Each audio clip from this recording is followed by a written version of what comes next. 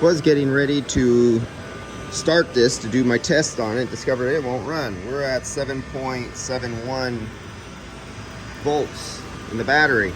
So let's get a jump starter on 7 volts. That's volts. That's how you definitely kill a battery.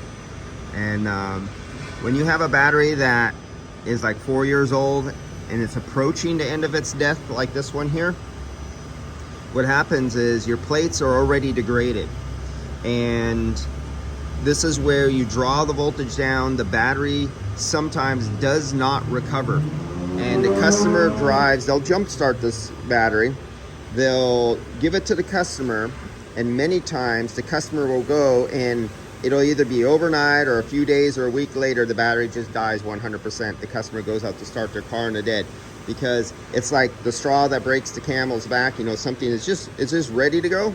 But once you do this to a battery, they often die after this. And this is where you get the car coming back into your shop under a tow, or they complain or they write you a bad review. Hey, I left the shop and next day my battery was dead. Because looking at these connectors, if you look at this real close, this battery has been, the car has been here a few weeks. They never disconnected the battery terminals. They've been on there since day one, and ran this flat into the ground.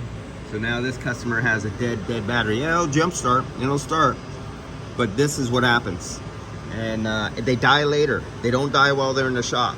It causes the customer to have a failure later on after they leave the shop, because jump starting it and charging it back up, you have sulfated plates. And then the worst thing possible is when you have the compact batteries, as they kept cranking up the cranking amps in smaller and smaller packages, they've been having to get the plates tighter and tighter and closer together. This is the construction part of the battery.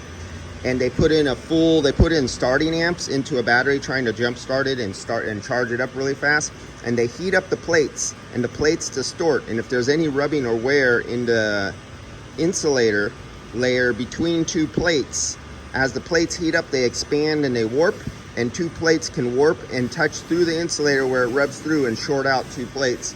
And that's another way they kill batteries when they're in a shop, and they leave them connected and run them down, and they just don't understand that.